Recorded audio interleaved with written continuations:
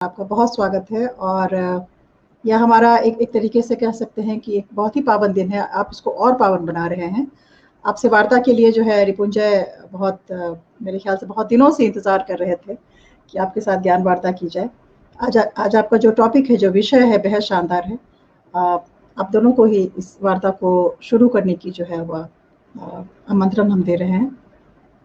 धन्यवाद। आवाज आबि रहल अछि हमर? आवाज आबि रहल अछि। हाँ, तो हाँ, प्रणाम सर, नमस्ते। हाँ, नमस्कार।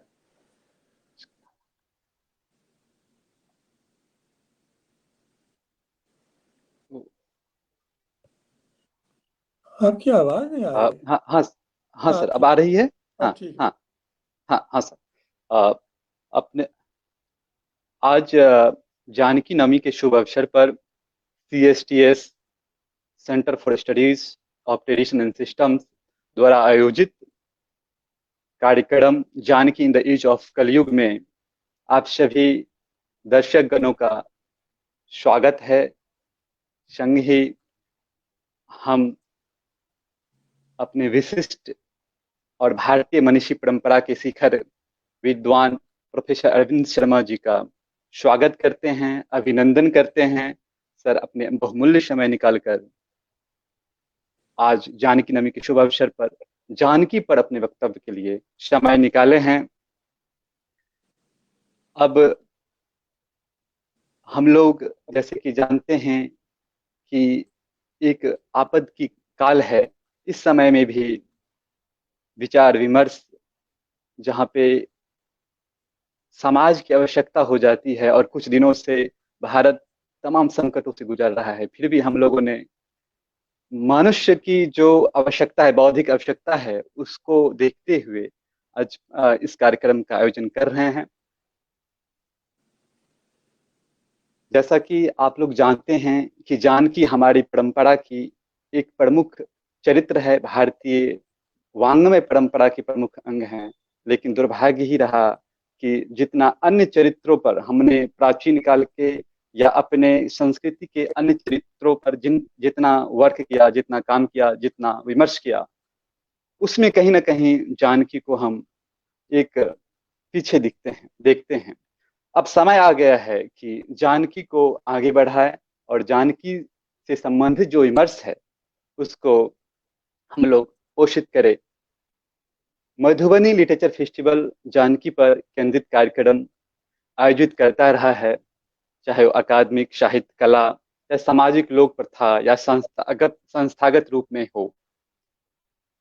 अन्य किसी भी या वैचारिक मतभेदों से ऊपर उठकर हम लोगों ने अपनी इस परंपरा को, भारतीय वाङ्मय परंपरा की जो प्रमुख अंग है मैथिली परंपरा, उसको आगे बढ़ाया है और उसके लिए हम लोग प्रतिबद्ध हैं। हम लोग 21वीं सदी के तेसर दशक में आ गए हैं और वर्तमान के विशिष्ट मुद्दा पर बातचीत, संघर्ष हो रही है और एक स्थिति तक हम देखते हैं कि बहुत सारे विमर्श ऐसे हैं जो विमर्श ही रह जाते हैं, वो कभी समाज में उपयोगी नहीं हो पाता है प्रयोगात्मक रूप से।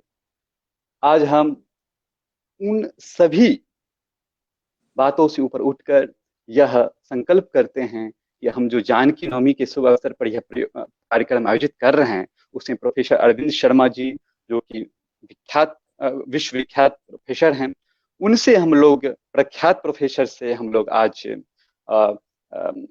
उनके ज्ञान सागर से अपना कुंभ स्नान करेंगे।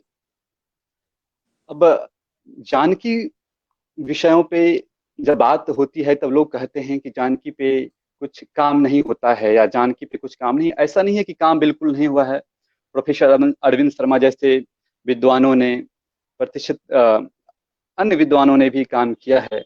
जैसे संस्कृत में भी शीतायन लिखा गया है और एक अंग्रेजी में भी आप देख सकते हैं कि शीतायन लिखे हैं R श्रीनिवास अयंगर जी 1970 के दशक में। लेकिन दुर्भाग्य भारत की विश्वविद्यालयों में इन सब कामों को लेकर चर्चा नहीं होती है।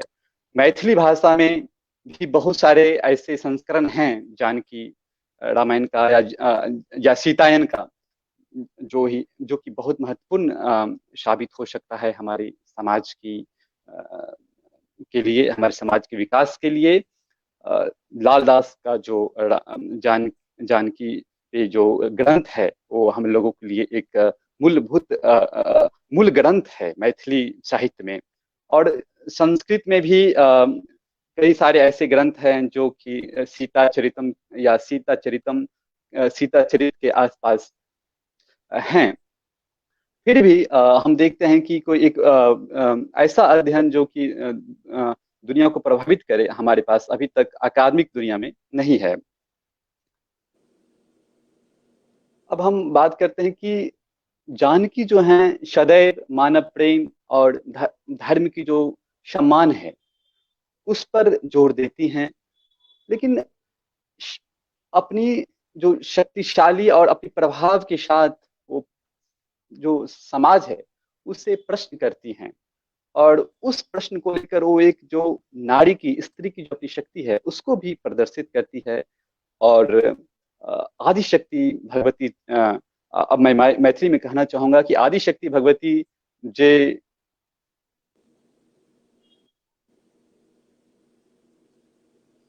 आदिशक्ति भगवती जी हमरा लोकनि के एहि नव विश्व व्यवस्था के अचूक चुनौती आ संभावना में मार्गदर्शन करि रहल छथि। उनके कृपा से एहि प्रकारक कोनो कार्यक्रम का आरंभ होइत अछि। अब मैं चाहूंगा कि प्रोफेसर अरविंद शर्मा जी किसी परिचय के मोहताज नहीं है। अकादमिक जगत में प्रोफेसर अरविंद शर्मा जी से सभी लोग परिचित हैं, उनके किताबों से परिचित हैं, उनके द्वारा जो लिखे हुए पुस्तकें हैं वो हमारे विभिन्न विषयों पर, भारत के संदर्भ में, भारतीय वांग्मय के संदर्भ में विभिन्न विषयों पर हमारी एक तरह से प्राथमिक ग्रंथ बन जाती है। अब professor Arvind Sharma McGill university Canada में प्रोफेसर हैं और हार्वर्ड विश्वविद्यालय से इन्होंने अपने पीएचडी किया है। इन्होंने अपने करियर का आरंभ जो है एक आईएएस ऑफिसर के रूप में किया था, बाद में अकादमिक जगत से जुड़े और अभी भारतीय वांग्मय पर अनेकों पुस्तकों का रचना कर चुके हैं। प्रोफेसर शर्मा से अब मैं निवेदन करूंगा, और Madhubani literature festival CSTS Maithili मचान की ओर से आपका सर बहुत बहुत स्वागत है, बहुत बहुत अभिनंदन है। अब हम चाहते हैं कि आप अपना वक्तव्य दें। सर। नमस्कार ठाकुर जी, बहुत बहुत धन्यवाद। तो मैं सीता हिंदी कलियुगा इस विषय पर कुछ कहने का प्रयास करूंगा। तो प्रारंभ करता हूं मंगलाचरण से। सिया राम में सब जग जानी, करहूं प्रणाम जोर जुग पानी। मुझे जो कुछ कहना है मैं 4 भागों में कहूंगा। पहले तो जो विषय में कलयुग का उल्लेख हुआ है उसका क्या महत्व है, इस पर कुछ कहने का प्रयत्न करूंगा। उसके बाद पारंपरिक और आधुनिक मूल्यों के संघर्ष के बीच सीता जी का क्या स्थान है, इस पर कुछ कहने का प्रयास करूंगा। तीसरे भाग में सीता परित्याग का जो प्रसंग है उसकी कुछ चर्चा होगी, और उपसंहार में अंतिम भाग में हम किस सिद्धांत को अपनाकर सीता से गुणक ग्रहण करें, किन किन विषयों में उन्हें आदर्श माने, इसकी चर्चा करके मैं अपना संभाषण समाप्त करूंगा। तो आइए पहले लेते हैं कलयुग की महिमा। तो कलयुग के बारे में तो बहुत लिखा गया है और कुछ लोगों ने विनोद भी किया है। अभी अभी हाल में मैंने ये श्लोक पढ़ा, यत्र भार्या गिरो वेदा, यत्र धर्मोर्थ साधनम, यत्र स्वप्रतिभा मानम, तस्मै श्री कले नमः। मैं उस कलयुग को प्रणाम करता हूँ जिसमें जो पत्नी कहती है वही वेद वाक्य होगा, धर्म जो है वो केवल अर्थ या पैसा कमाने का साधन हो जाएगा, और हम जो मानते हैं वही प्रमाण होगा। ये जिसके लक्षण हैं, मैं उस कलयुग को प्रणाम करता हूँ। ये तो रही विनोद की बात, लेकिन गंभीर बात यह है कि शास्त्रों में भी बहुत जगह ये लिखा है कि जो हमारा धर्म है वो युगों के साथ बदलता है। तो इस प्रसंग में एक बड़ा प्रसिद्ध श्लोक है, उसका अंश आपके सामने रखूंगा कि अन्य कृतयुगे धर्मा। सतयुग में हमारे व्यवहार के नियम और थे, त्रेतायाम द्वापरे परे, त्रेता में और थे, द्वापर युग में और थे, अन्य कलयुगे निराम, और मनुष्यों के लिए कलयुग में भी अन्य हैं।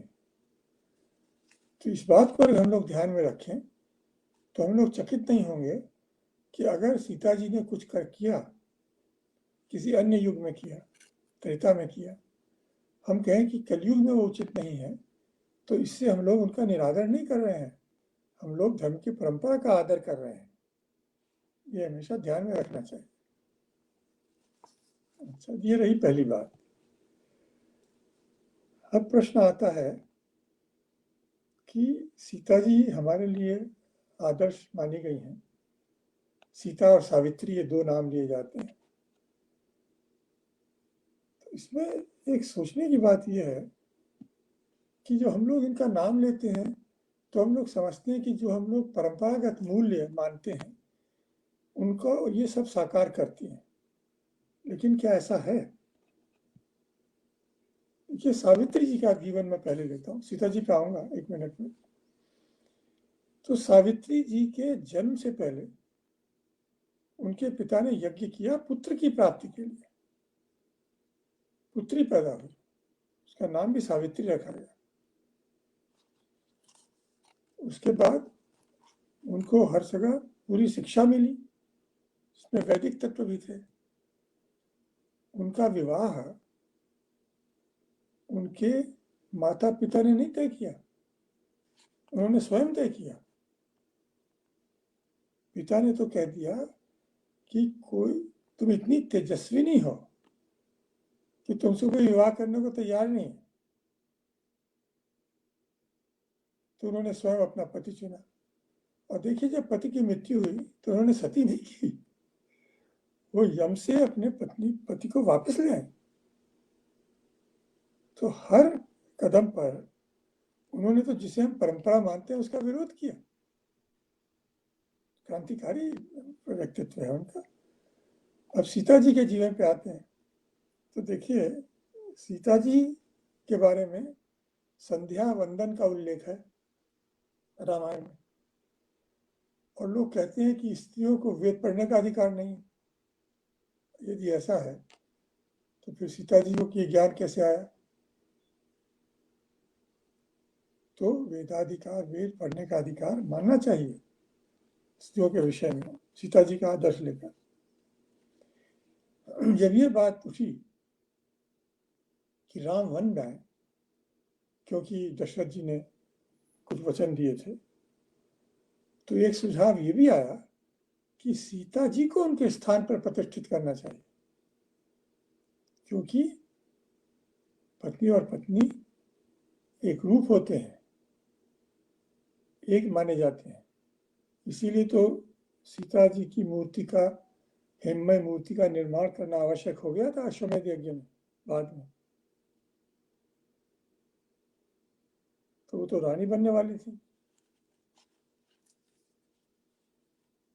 फिर देखिए उनके जीवन में क्या हुआ।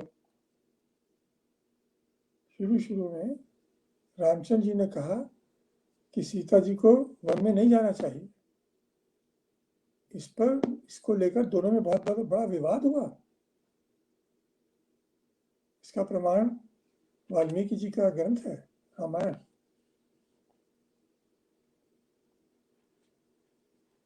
वो अपनी बात से नहीं हिली तो रामचंद्र जी को स्वीकार करना पड़ा।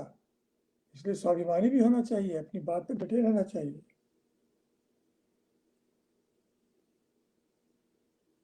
अपनी बात पे डटे रहने का फल भी कभी कभी मीठा नहीं होता है। जैसे उनका आग्रह कि जो सोने का हिरन है उसको पकड़ कर लाओ, वहां भी उन्हीं की बात चली। मतलब ये कि जिसे आजकल अंग्रेजी में कहते हैं सेल्फ असर्शन, अस्मिता, तो वो दिखानी चाहिए, उन्होंने दिखाई जगह जगह। और एक दृष्टि से देखा जाए तो राम से तंग आकर उसे छोड़ दिया अंत में। लोग सीता त्याग की बात करते हैं, उन्होंने तो राम त्याग कर दिया। इसका निष्कर्ष ये नहीं है कि आदमी पति को छोड़ के भाग जाए, इसका निष्कर्ष ये है कि अपने अधिकारों पर डटे रहना चाहिए।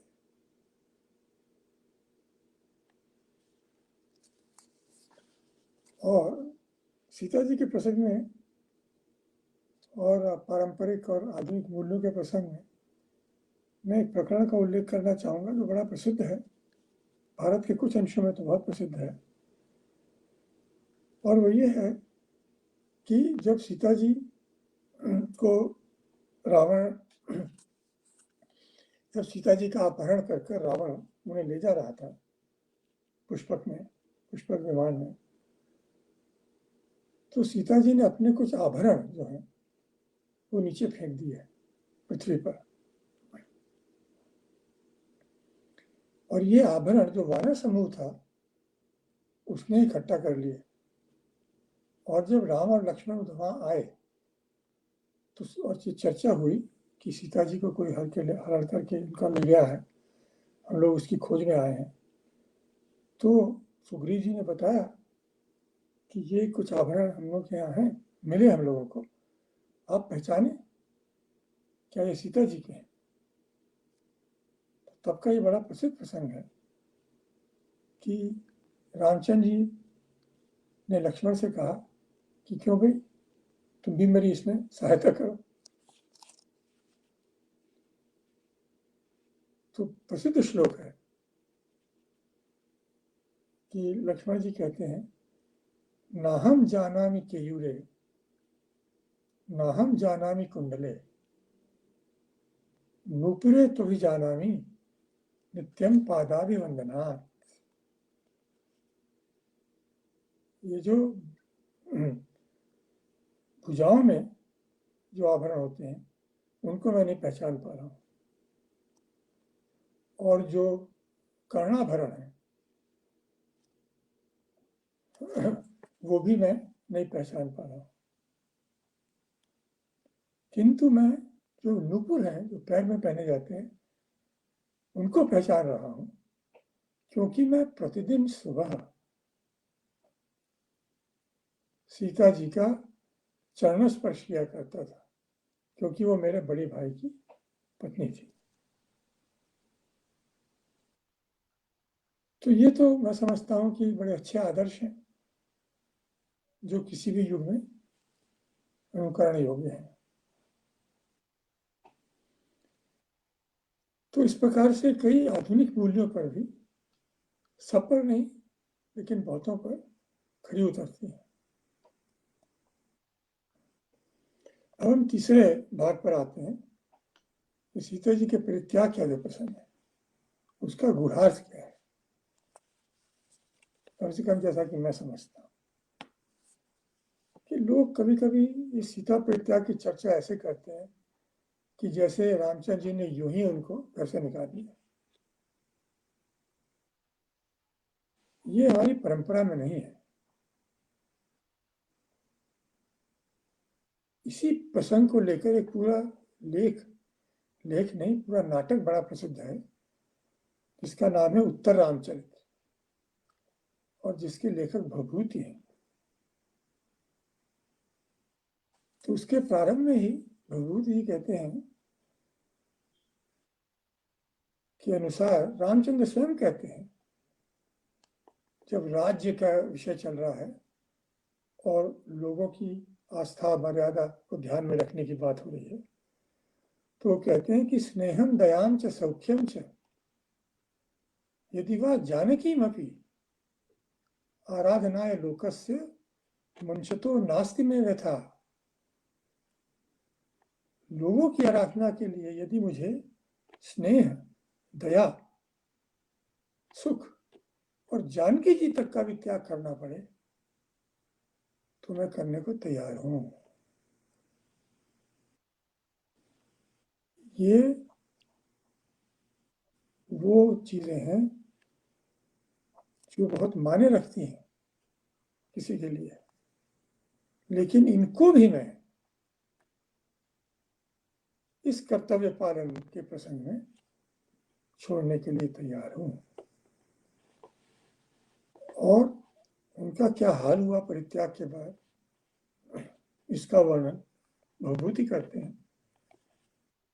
और एक और बहुत प्रसिद्ध संस्कृत साहित्यकार कालिदास इस प्रसंग में तो लिखते हैं कि जब वो छोड़ी जा रही थी वन में, तो लक्ष्मण से कहती है सीता जी, वाच्यस्त्वया मत वचनात् स राजा वन्नौ विशुद्धामपि यत् समक्षम् माम लोकवाद श्रवणाद हास्य श्रुतस्य तत्किं सदिशं कुलस्य। मेरे वचन से उसको उलाना देना राम को कि अग्नि परीक्षा पार करने के बाद भी जिसको लोगों के कहने पर छोड़ दिया तुमने, क्या वो तुम्हारे कुल के सदृश है और आचरण के सदृश है? तो ये कोई खेल नहीं था। तो उन्होंने क्यों किया और सीता जी ने क्यों सहा? तो इस विषय में देखिए बड़ा गंभीर विषय है। इस विषय को यूं समझना चाहिए कि जब जीवन में स्वधर्म लाभ, आत्मलाभ और लोकानुग्रह, अपने लिए कुछ करना, अपनी भलाई के लिए कुछ करना, और स्वार्थ के अर्थ में ही नहीं, अपने पक्ष के लिए कुछ करना, और पक्ष धार्मिक भी हो सकता है, और दूसरों के लिए कुछ करना, इसमें जब संघर्ष होता है तब क्या करना चाहिए? यदि अंग्रेजी शब्दावली का प्रयोग किया जाए तो हम कह सकते हैं कि जब पब्लिक गुड, लोकानुग्रह, और प्राइवेट वर्च्यू, स्वधर्म, इसमें जब संघर्ष हो तब क्या करना चाहिए? रामचंद्र जी ने इस प्रसंग में लोकानुग्रह, लोक संरक्षण, और ये ऐसी हवाई सैद्धांतिक बात नहीं है। मैं आपको हाल ही का एक अनुभव सुनाता हूं कि मेरे जो यहाँ डॉक्टर हैं वैद्य महोदय, उनसे मेरी बात हुई थी तो मुझसे कहने लगे कि मैं एक धर्म संकट में पड़ गया हूँ। मैंने विवाह नहीं किया है, मेरे अपत्य नहीं है, बच्चे नहीं है, मेरे पास कुछ धन है, मैं क्या करूँ उसका? क्या अपने जो भाई बहन हैं इनके बच्चों को दे दूं या उससे एक छात्रवृत्ति कायम करूं? यहाँ पर वैद्यक प्रशिक्षण के लिए डॉक्टर ट्रेनर। तो मैंने उनसे कहा कि देखिए ये तो बड़ी गंभीर विषय है, तो आप ही इसका निर्णय करेंगे, लेकिन हमारे यहाँ ऐसे आदर्श रखे गए हैं। तो मैंने उन्हें बिल्कुल यही बात कही जो आपसे कह रहा हूँ, जब इनसे ऐसा संघर्ष हो लोक संग्रह में और स्वधर्म में समाने में, तो क्या करना चाहिए? उन्होंने मुझे दोबारा देखा मेरे चेहरे को और फिर कहा, आपने मेरी समस्या का हल निकाल दिया है। और कुछ हफ्तों बाद मैंने उनका चित्र देखा हमारे विश्वविद्यालय के समाचार पत्र में कि उन्होंने इतना धन दान किया है छात्रवृत्ति स्थापित करने के लिए। तो ये सिर्फ राजाओं के संकट नहीं है, ये हमारे जीवन में भी आते हैं। अब मैं अंत में आता हूँ, इसे आप उपसंहार कह लीजिए कि इससे क्या आशय निकलता है। देखिए बड़ा गंभीर विषय है हम लोग कैसे इस बात का निर्णय करें कि कौन सा गुण लेना चाहिए और कौन सा नहीं लेना चाहिए। अब ये बात आपको थोड़ी हल्की सी लगेगी, लेकिन इंटरनेट पर, अंतर्जाल पर आजकल एक प्रोग्राम चल रहा है। उस कार्यक्रम का नाम है सीता सिंग्स द ब्लूज। ये हमारी सीता जी हैं, सीता सिंग्स द ब्लूज। एक पाश्चात्य स्त्री ने, जिसके पति ने उसको छोड़ दिया था, किस प्रकार सीता जी के चरित्र से अपना मनोबल बढ़ाया और उस परिस्थिति का सामना किया, ये उसका विषय है। तो आपके पास समय हो तो उसको देखने का कष्ट करें। बात हल्की सी है, सार बहुत गंभीर निकलता है। सार ये है कि ये जो माँ विभूतियां हैं हमारे यहाँ, सीता, सावित्री, अहल्या, द्रौपदी, सीता, मंदोदरी इत्यादि, और जो राम, कृष्ण, ये सब महापुरुष, इनसे कौन सा गुण हम ग्रहण करें, हमारे युग के लिए कौन सा अनुकूल है। तो इसका जो पारसमणि है मैं आपके सामने रखता हूँ मेरे दृष्टिकोण से, वो ये है कि देखिए, किसी भी धर्म का जो लक्ष्य है वो आपका मनोबल क्षीण करना नहीं है। क्योंकि मैं तुलनात्मक धर्म मीमांसा का अध्यायी हूँ या विद्यार्थी हूँ, तो इसलिए मैं ये बात सारे धर्म के विषय में कह सकता हूँ, लेकिन इसलिए हिंदू धर्म के विषय में तो विशेष रूप से कहना चाहता हूँ। जो भी चीज आपको उस धर्म में ये लगे कि आपका मनोबल क्षीण करती है, समझ लें कि इसमें कुछ, इस दाल में कुछ काला है। जो आपको अपनी परिस्थिति से संघर्ष करने के लिए, अपनी अस्मिता की रक्षा करने के लिए प्रेरित करती हो, बल देती हो, आपके उत्साह में वृद्धि करती हो, उसको स्वीकार करना चाहिए।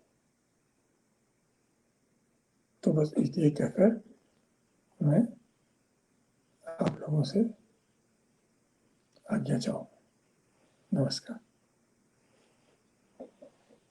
धन्यवाद सर, आपने बहुत ही प्रमुख विषयों पर हम लोगों को अवगत हम लोगों को बताया है कि कैसे जानकी से हमें सीखना चाहिए और किन किन गुणों को और किस संदर्भ में हमें सीखना चाहिए। आपने भवभूति, कालिदास और अन्य उदाहरणों के साथ हमें समझाया।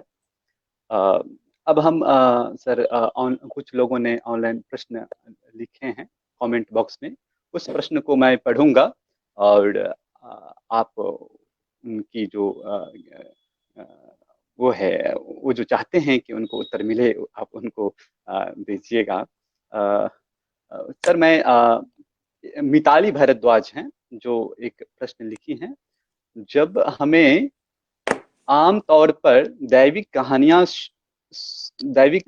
सुनाई जाती है, उससे मिले मूल सार को भी बताया जाता है, मगर इससे विडंबना कहें या कुछ और, लेकिन जब व्यवहारिक जीवन में अभ्यास करने की बात आती है, अभिभावक हो या गुरुजी, तुलनात्मक तौर पे उन्हें भगवान के धारणाएं ला खड़ा कर देते हैं।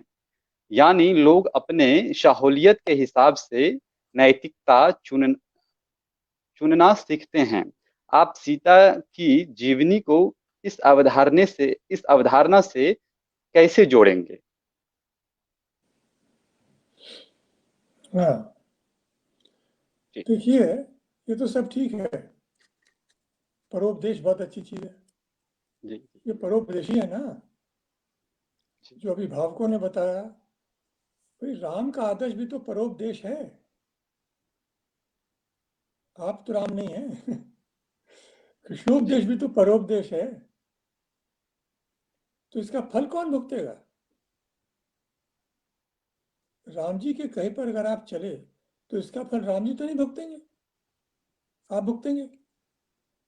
जी, और सबके बारे में ये लागू होता है। इसीलिए मैं आपसे कह रहा हूं, और ये सिद्धांत ऐसा है, देखिए कर्म और धर्म का विषय जो है बड़ा गंभीर है। कोई भी जो हम लोग मार्ग अपनाते हैं जीवन में, हो सकता है कुछ हो, लेकिन बहुत ऐसे होते हैं जिसके कुछ लाभ, जिसके कुछ गुण होते हैं और कुछ दोष होते हैं। अब हम लोगों से कहा जाता है कि भाई आप बचपन में बहुत पढ़ो, विद्या से संपन्न हो, क्लास में फर्स्ट आओ, ये सब हम लोगों को या पाठ पढ़ाया जाता है। तो देखिए बड़ा अच्छा है क्लास में फर्स्ट आना, लेकिन क्लास में फर्स्ट आने के लिए पढ़ना पड़ेगा। जब आप पढ़ाई में लगेंगे तो आप उतना खेल नहीं सकते जितने और लोग खेलते हैं। हर चीज को पाने के लिए, कुछ चीज को पाने के लिए कुछ चीज को गंवाना पड़ता है। अच्छी चीज को पाने के लिए भी कभी कभी कुछ अच्छी चीजों को गंवाना पड़ता है। और ये हमारे जीवन का लक्षण है, विशेष लक्षण है। सब चीज बिल्कुल साफ नहीं होती है, लाल सफेद या काला, शुक्ल और कृष्ण। दूसर होता है बहुत कुछ। तब क्या इसका, ये परिस्थिति सबको क्या पास से सबने सामना किया, राम और कृष्ण ने भी किया और हम और आप भी कर रहे हैं। जो हम इसमें निर्णय लेंगे, ये सब सोचकर, गुण दोष विवेचन करके, सार फलगुत्व का विवेचन करके, क्या चीज हल्की है क्या भारी है, ये हमारा धर्म हो जाएगा। जी सर। ये जो हम धर्म का निर्णय लेंगे, ये हमारा कर्म हो जाएगा। हमारा धर्म हमारा कर्म हो जाएगा और इस कर्म का फल फिर हमको मिलेगा। इसीलिए हमारे यहाँ कहा गया है धर्म जी और मोक्ष के विषय में, स्वानुभूति मानाय, अपनी अनुभूति उसका मापदंड है। इसका ये मतलब नहीं कि जो मन में आया करें। जी इसका मतलब ये है कि उसका फल आप ही भुगतेंगे और आप ही इसके प्रमाण होंगे कि आपने सही निर्णय लिया था कि नहीं लिया था। इस वचन के कई निर्वचन हो सकते हैं, ये मैं मानता हूँ, ये भी एक है। जी जी सर। सर तो जी सर। बस तो यही मैं ये सर तो स्पष्ट हो जी जाएगा मैं किस जी दिशा में सर। इंगित हाँ, कर रहा हूँ। एक प्रश्न है सर, आजकल हम लोगों का जो जनरेशन है और आजकल की जो आजकल के मेरे आयु के जो लोग हैं, वो सामान्यतः एक प्रश्न से भ्रमण करते हैं, एक प्रश्न के आसपास रहते हैं। वो ये है जानकी को लेकर कि सीता को अक्सर आदर्श महिला, आदर्श पत्नी और आदर्श माँ के रूप में जाना जाता है। हाँ, आदर्श माँ हो ना हो, मुझे उस पे थोड़ा लगता है कि आदर्श माँ तो नहीं हो सकती हैं, क्योंकि एक जो होता है कि अपने बच्चा का जो लालन पालन होता है उतना तक ही सीमित था, आगे का तो नहीं कर पाई। तो लेकिन क्या देवी सीता और उनके नारी धर्म यानी अग्नि परीक्षा और दोबारा वनवास जाना सहज स्वीकृति वर्तमान समाज को एक अलग दिशा नहीं दे रही है, जहां वह अग्नि परीक्षा देकर अपने स्वाभिमान से समझौता करे? जैसे कि आपने बताया कि सीता जो जानकी है अपने स्वाभिमान को लेकर बहुत प्रतिबद्ध हैं। वो अगर यदि राम अपनी मर्यादा को निभा रहे हैं, राजधर्म को निभा रहे हैं, तो जो जानकी हैं वो भी एक ऐसी धर्म को निभा रहे हैं जो कि अस्तित्व को बल देती है। उनकी अपनी विचार है, अपनी स्वतंत्रता है और वो अपनी स्वतंत्रता को लेकर प्रतिबद्ध दिखती हैं। चाहे वो वनवास जाने के क्रम की बात हो कि उन्होंने कहा कि नहीं, मेरा धर्म है कि मैं अपने पति के साथ जाऊं, उनका सेवा करूं, चाहे वो दोबारा वनवास जाती हैं, तो वही दूसरा वनवास मानकर क्या वे प्रतिशतात्मक समाज के गलत निर्णय का चुपचाप समर्थन कर किया उन्होंने किया? तो इस आधार पर हम उन्हें स्वतंत्र महिला समाज का आदर्श कैसे मान सकते हैं? ये आजकल के युवाओं का प्रश्न है। देखिए ये जो बड़े सोचने की बात है कि जब हमारे यहाँ कोई प्रश्न उठता है धर्म का, अब देखिए उसका क्या होता है। आप जब महाभारत में पढ़िए, रामायण में पढ़िए, जब ये प्रश्न उठता है, ये लोग पहुंचते हैं पांडव कहीं किसी ऋषि के समीप कि भाई हम इस हालत में पड़ गए हैं या हम क्या करें, तो क्या करते हैं वो लोग? वो एक कथा सुनाते हैं कि भाई पुराने काल में ऐसा हुआ था। जी इसका तत्व क्या है कि भाई ये जो है विकल्प है आपके सामने, इस विषय में इतने विकल्प हो सकते हैं। देखिए, मैं आपको सीता जी की प्रसंग में देता हूं विकल्प। राम जी ने तो छोड़ दिया सीता जी को। हजरत मोहम्मद के जीवन में प्रसंग आता है कि इसी तरह का अपवाद ऐशा जी के विषय में भी हुआ था। जी तब उन्होंने, जिन लोगों ने ये दुर्वचन, ये अफवाह फैलाई, उनको दंड दिया। ये भी एक विकल्प है। जी तो हम लोगों को देखिए, दूसरे का अनुकरण इस माने में नहीं करना चाहिए। अगर हम लोग कहते हैं आजकल कि भारत महान देश बने, शक्तिशाली देश बने, और शिवाजी भी ये चाहते थे, तो हम लोग आजकल दुर्ग नहीं बनाते हैं, हम लोग एटम बम एक्सप्लोड करते हैं। हाँ? एटम बम का विस्फोट करते हैं। जो अनुकरण भी है जी वो बुद्धिपूर्वक करना पड़ेगा ना। युगानु, इसको कहते हैं युगानुसारिता, जी कि हमारे समय में ये कैसे होगा। तो ये हमेशा ध्यान में रखिए कि ये सब लोग दिखा के देखो, ये इस तरह से लोग जूझे हैं इस समस्या से, अब ये तो तुम्हें जूझना पड़ेगा। तो इस सब को ध्यान में रखकर अपना निर्णय लो। जी सर। जी सर। तो अ, इस भाव से जो है इनको ग्रहण करना चाहिए। जी यही मेरा निवेदन है। जी सर। उत्तर और चलिए लोग नहीं दे पाएंगे आपकी समस्या का, आप जी ही को सर। देना। जी जी सर, मेरा एक प्रश्न है कि धर्म जो रामायण है, तो रामायण में जानकी और राम को लेकर जहां तक बात होती है, तो धर्म के दो विभिन्न पहलू हैं और दोनों के धर्म विभिन्न प्रतीत होता है। क्या यह अयोध्या और मिथिला दो संस्कृतियों को प्रस्तुत करती है? क्या मिथिला की संस्कृति जो स्त्री को लेकर मतलब अभी भी शक्ति पूजा उपासक हैं हम लोग, और शक्ति उपासना वहां पे अभी भी प्रमुखता से चल रही है निरंतर, तो क्या इसकी ओर संकेत करती है? क्योंकि सीता स्वयं निर्णय ले रही है। सीता अपनी जो निर्णय है वो किसी अन्य पे नहीं छोड़ रही है, चाहे उनका राम के साथ राम के साथ वनवास जाना हो या फिर अयोध्या में आके फिर वनवास जाना हो, तो ये सब भी निर्णय है। और उसके बाद जब हम देखते हैं कि ये सारा जो प्रक्रिया चल रही है उसके मध्य जो उनका जो सम्मान है, मतलब जैसे अग्नि परीक्षा के लिए उनको कहा जाता है, तो अग्नि परीक्षा के लिए तैयार होती थी, यानी कि वो एक अपना सवर्जिनिटी, अपनी संप्रभुता को मेंटेन करना चाहती है। तो क्या ये दो संस्कृतियों का समायोजन है? तो ये हो सकता है, लेकिन आपने बड़ा अच्छा प्रश्न उठाया है। कहीं कोई भी परंपरा हो, एक अयोध्या की परंपरा हो, एक मिथिला की परंपरा हो, आजकल का प्रसंग ले लीजिए, पाश्चात्य परंपरा हो, भारतीय परंपरा हो, इन सब परंपराओं को जो मैंने आपको अभी बताया, इस कसौटी पे खरा उतरना पड़ेगा कि हमारे लिए इस युग में क्या उचित है।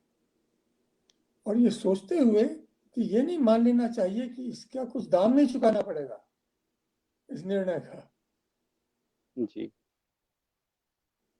सब सोच समझ कर और मूल्य मान कर कि ये हमें चुकाना पड़ेगा इसके लिए। देखिए, आप जा रहे हो, आप विद्यार्थी हो यूनिवर्सिटी में, आप अपनी कक्षा में जा रहे हैं, आप वैद्य शास्त्र पढ़ते हैं, ठीक है, आप डॉक्टर बनेंगे। रास्ते में दुर्घटना हो गई और लोग भी वहाँ देख रहे हैं। आप सोचने लगे कि भैया मुझे तो वहाँ जाके उसकी सेवा करना चाहिए, ये जो घायल हो गया आहत व्यक्ति है, लेकिन अगर मैं वो करूँगा तो मेरी कक्षा छूट जाएगी, तो मैं डॉक्टर कैसे बनूंगा? ठीक है, जी हो गया ना धर्म संकट।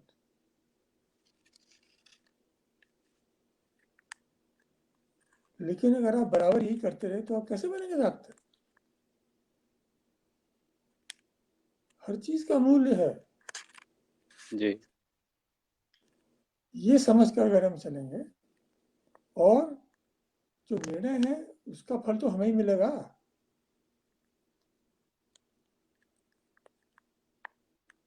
ये बड़े प्रसिद्ध कथन है उनका, मार्टिन लूथर का, जिसको कि प्रोटेस्टेंट मूवमेंट माना जाता है क्रिश्चियनिटी के इतिहास में, ईसाई धर्म के इतिहास में उसके प्रवर्तक माने जाते हैं। तो उन्होंने कहा है कि भाई मरना तो मुझे ही है, तो मुझे विश्वास किस कर करना है, मेरे पे छोड़ दो, तुम मत बताओ, मरना तो मुझे ही है। जी सर। जी सर। तो सर ये जो दो संस्कृतियों की जो बात होती है, तो ये क्या वाल्मीकि रामायण में या भवभूति के लेखन में या कालिदास के लेखन में इस ओर कोई संकेत हमें मिलता है? मैंने भी पढ़ने का कोशिश जरूर किया है, लेकिन अभी उतना मतलब गुढ़ रूप से तो नहीं हुआ है अध्ययन, तो वही मैं आपसे। नहीं, आपने बड़ा अच्छा सुझाव दिया है, इस दृष्टि से देखा जा सकता है, मैंने कभी देखा नहीं है इस दृष्टि से। अच्छा अच्छा। तो एकदम से तो मुश्किल है कहना कुछ, हाँ, लेकिन मैं आपको बता रहा हूँ, मेरा आशय जो उत्तर का है वो ये है कि चाहे 2 परंपराएं हों चाहे 10, चाहे विदेशी परंपरा हो या भारतीय, चाहे जी विविध देशीय विदेशीय परंपराएं हों चाहे विविध देशीय परंपराएं हों, अंत में तो निराकर्ष तो यही निकलेगा। इन सब परिस्थितियों का उत्तर एक ही है, कसौटी तो वही रहेगी ना, मानदंड तो जी वही रहेगा कि भाई मेरे धर्म के निर्णय में ये क्या ये बताता है, क्या समझाता है मुझे, और उसका फल मुझे भोगना है। जहां मेरा धर्म कर्म हुआ उसका फल लग जाएगा। जी सर। कमेंट बॉक्स में एक अन्य प्रश्न आया है मधुबनी हाँ, लिटरेचर फेस्टिवल की तरफ से। रामचरितमानस में सीता की दूसरी वनवास, एक मिनट एक मिनट, कमेंट,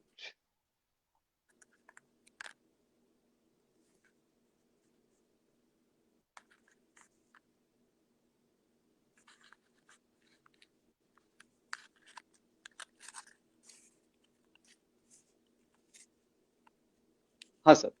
तो एक प्रश्न ये उभरती है हमारे मस्तिष्क में कि सीता जो जानकी रामायण की नायक है, बहुत लेखकों ने लिखा है कि जो नायक जो हैं, जो प्रमुख कैरेक्टर हैं रामायण के, वो सीता है। उनकी महिमा को अपनाओ और ऐसे समय में और उनको अपनाते हुए, और वो संदर्भ देते हैं कि सीता ने ऐसे समय में निर्णय लिया जब मर्यादा ही एकमात्र आदर्श था। वह मजबूत और दृढ़ संकल्प के साथ सामने आती हैं कि वह क्या चुनती हैं, और क्या उनका प्यार अपने पति का अनुसरण करना है या अंत में उसे फिर से अपने आसमान को बनाए रखने के लिए छोड़ना है। तो इस पे आप क्या कहना चाहेंगे?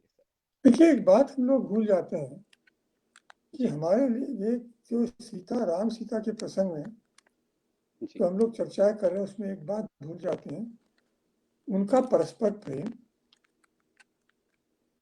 और उनकी परस्पर निष्ठा, जी ये हम लोग बिल्कुल भूल जाते हैं।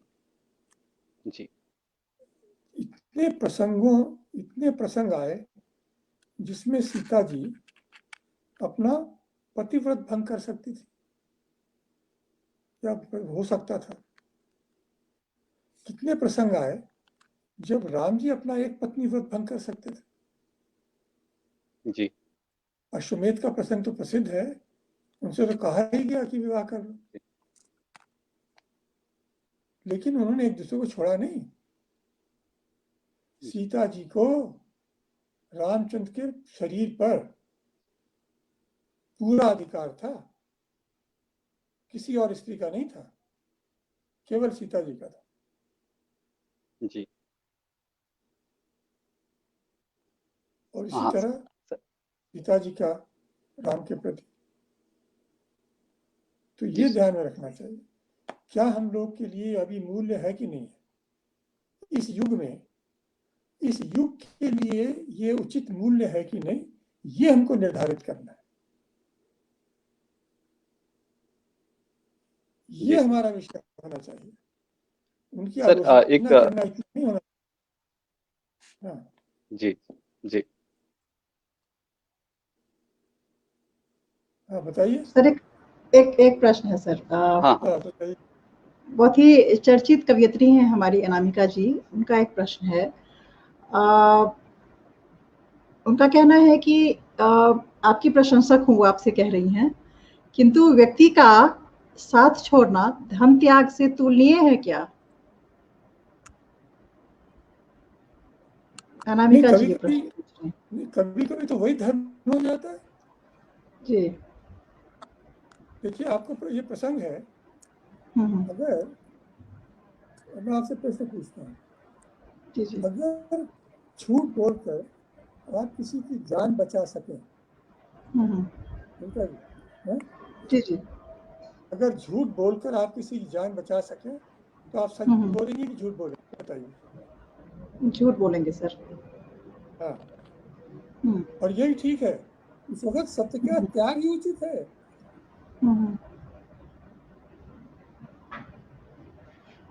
जी। एक दूसरा भी उनका प्रश्न है सर। राम स्वयं साथ क्यों न गए? भाई सुयोग्य थे और राम राज शापित हो चुका था, तो ऐसे में राम जो है सीता के साथ वन स्वयं क्यों नहीं गए? ये अनामिका जी का प्रश्न है आपके लिए। हाँ, देखिए, प्रश्न ये है, जी रामचंद्र जी को आदर्श पति बनना है कि आदर्श राजा बनना है, ये प्रश्न है। तो मैं आपसे कह रहा हूँ बात कि कभी कभी एक आदर्श को दूसरे आदर्श के लिए छोड़ना पड़ता है, जी। और यही सबसे गंभीर समस्या होती है जीवन में। अगर अगर भगवान राम अच्छे पति होकर किसी के साथ चले जाते तो क्या आज हम लोग उनकी चर्चा कर रहे होते? ये बताइए मुझे आप। ये बहुत बड़ी विडंबना है। जी जी, बिल्कुल बिल्कुल। बहुत बड़े इसकी तरफ एक तरीके से कह सकते हैं, भवितव्य कहते हैं उसको, या एक तरीके से कह सकते हैं कि जो प्रारब्ध था उसमें बड़ा एक कुछ बड़ा होना लिखा था, तो छोटे सैक्रिफाइसेस, इस तरीके से समझा रहे हैं क्या इसको? प्रारब्ध की बात तो अलग हो जाती है। देखिए, वो तो प्रारब्ध तो फिर तो ईश्वर की दृष्टि से देख रहे हैं ना, मानव की दृष्टि से देख रहे हैं। तो ये प्रश्न बार बार आता है। जी। अब महात्मा गांधी ने वो कस्तूरबा को घसीट लाए, अछूत आदमी का की वो निंदा तो अच्छे दृष्टि से नहीं देख रही थी। जी। तो अब वो समाज सुधारक बनेंगे कि अच्छे पति बनेंगे? जी जी जी। प्रश्न तो बहुत ही मेरे ख्याल से इसका बहुत साधारण या बहुत सुलझा हुआ या बहुत स्ट्रेट इसका जवाब नहीं हो सकता है। मल्टी लेयर्ड है ये प्रश्न। जी नहीं, ये देखते हैं, ये प्रश्न ऐसा है कि जो जी प्रश्न